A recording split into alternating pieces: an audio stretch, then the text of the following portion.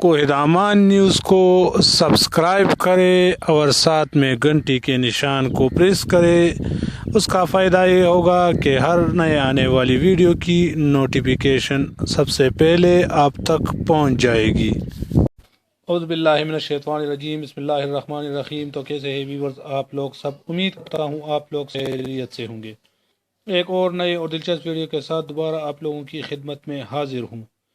जैसा कि आप लोगों को मालूम है कि कोरोना वायरस ने पूरी दुनिया में तबाही मचा दी है। अब तक हज़ारों अफराद हलाक जबकि लाखों अफराद मुतासिर हो चुके हैं। पूरी दुनिया के साथ साथ पाकिस्तान भी कोरोना वायरस के लपेट में है।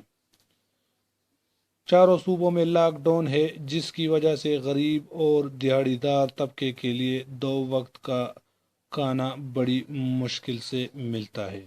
लेकिन हुकूमत और मुखय्यर हजरात मुतासरीन की इमदाद के लिए शाना बशाना खड़े हैं।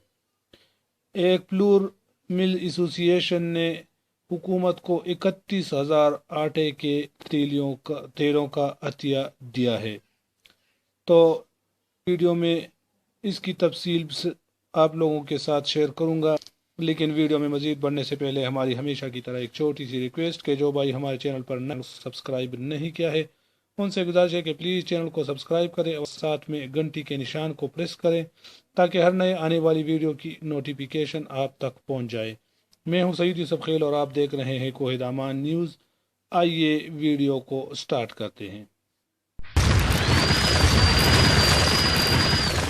कोरोना वायरस से पैदा होने वाली सूरत हाल के पेश नज़र पाकिस्तान फ्लोर मिल्स एसोसिएशन की जानिब से पंजाब हुकूमत को 31,000 आटे के तेलों का अतिया दे दिया गया।